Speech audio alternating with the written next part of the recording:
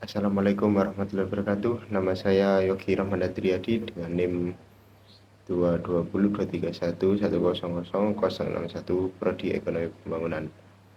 Di sini saya akan membahas peran pemerintah dalam teori Keynesianisme mengatasi ketidakseimbangan ekonomi di Indonesia.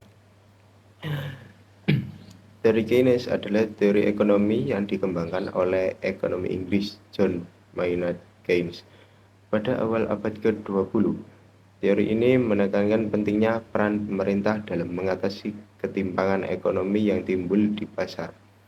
Menurut Keynes, ketidakseimbangan ekonomi terjadi ketika pengeluaran publik, konsumsi, investasi, dan pengeluaran pemerintah tidak mencukupi untuk menopang produksi barang dan jasa yang dihasilkan perekonomian. Pemerintah dapat mengintervensi melalui kebijakan fiskal, pengeluaran dan pendapatan dan moneter, suku bunga dan uang beredar.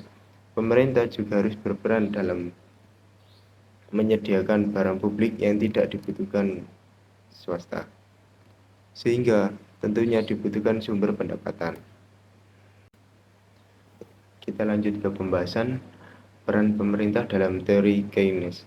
Keynes menyatakan cara terbaik untuk mengeluarkan negara dari kondisi resesi adalah dengan melibatkan pemerintah, terutama mendorong kembali posisi permintaan dan penawaran dalam pasar untuk mengendalikan dampak sosial dan lingkungan. Pemerintah juga harus mencegah produk yang berbahaya secara sosial dan lingkungan melalui kebijakan pajak. Pemerintah juga harus berperan dalam menyediakan barang publik yang tidak dibutuhkan swasta, sehingga tentunya dibutuhkan sumber pendapatan. Ide-ide yang dikembangkan oleh Keynes menjadi dasar untuk menyadarkan para pelaku ekonomi akan pentingnya peran pemerintah dalam perekonomian. Kebijakan intervensi pemerintah dalam perekonomian juga berkembang, tentunya semakin disesuaikan dengan kondisi pasar. Peran pemerintah dalam perekonomian terbagi menjadi 3 hal, yaitu mengatasi kegagalan pasar akibat permintaan pasar yang tidak optimal. Yang kedua, mengendalikan eksistensial seperti munculnya dampak industri terhadap lingkungan. Dan yang ketiga adalah mendorong kondisi atau persaingan pasar yang sehat. Kita masuk ke pembahasan yang kedua adalah tingkat perkembangan penduduk yang tinggi. Penduduk memiliki dua peran dalam pembangunan ekonomi. Yang pertama adalah permintaan dan yang kedua adalah penawaran. Sisi permintaan, penduduk bertindak sebagai konsumen dan sisi penawaran, mereka bertindak sebagai produsen. Artinya, laju pertumbuhan yang tinggi juga dibarengi dengan tingkat pendapatan yang tinggi untuk menghindari permasalahan tenaga kerja akibat tingginya penduduk Indonesia. Pemerintah sebaiknya berperan untuk meningkatkan jumlah penghasilan penduduk. Mengingat upah minimum lebih didasarkan pada kebutuhan materi minimum yang jelas tidak cukup untuk meningkatkan kesejahteraan. Disinilah perlu penguatan peran pemerintah, yakni dengan membuat regulasi yang memperbaiki struktur pengupahan yang ada. Pertambahan jumlah penduduk sebenarnya menciptakan aglomerasi, terutama investasi. Namun bagi Indonesia, kondisi ini tidak berlaku. Artinya, selain masalah ketenaga kerjaan, lingkungan investasi di Indonesia juga perlu diperbaiki untuk meningkatkan kehadiran investor guna untuk mengembangkan usaha di Indonesia. Pembahasan yang ketiga adalah kualitas tenaga kerja yang rendah. Rendahnya kualitas tenaga kerja di Indonesia juga menjadi kendala pembangunan ekonomi. Hal ini disebabkan rendahnya tingkat pendidikan dan ilmu pengetahuan tenaga kerja, sehingga sulit mendapatkan pekerjaan yang berkualitas. Selain itu, peran pemerintah dituntut untuk menambah keahlian tenaga kerja agar kualitasnya bertambah, sehingga mampu memperoleh pekerjaan yang baik.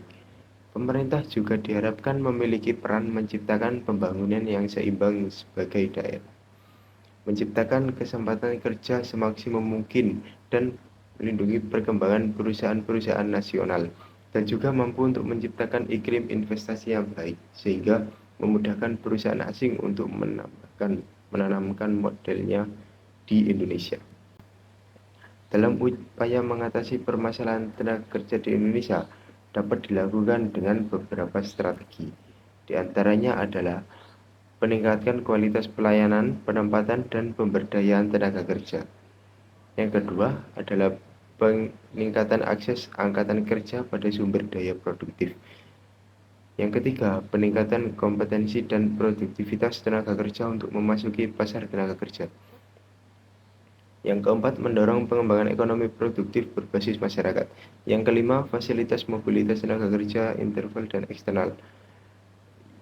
Yang keenam, menciptakan hubungan industri yang harmonis dan memperbaiki iklim ketenagakerjaan. Yang keenam, meningkatkan perlindungan tenaga kerja, menciptakan Yang ketujuh, meningkatkan perlindungan tenaga kerja, menciptakan rasa keadilan dalam dunia usaha, dan pengembangan sistem pengawasan tenaga kerja. Kita lanjut ke pembahasan yang selanjutnya adalah pengangguran. Indonesia adalah negara dengan sumber daya manusia yang besar, tetapi sumber daya manusia yang besar tidak menjamin sumber daya manusia yang kompeten. Salah satu faktor terjadinya pengangguran massal adalah kurangnya tenaga kerja yang kompeten. Dampak pengangguran berdampak pada turunnya tingkat perekonomian negara, berdampak pada ketidakstabilan politik, serta berdampak pada investor dan masyarakat. Berikut adalah beberapa faktor penyebab pengangguran adalah yang pertama, sedikitnya lapangan kerja yang menampung para pencari kerja. Yang kedua, kurangnya keahlian yang dimiliki oleh para tenaga kerja. Yang ketiga, kurangnya informasi di mana para pencari kerja tidak memiliki akses untuk mencari informasi perusahaan.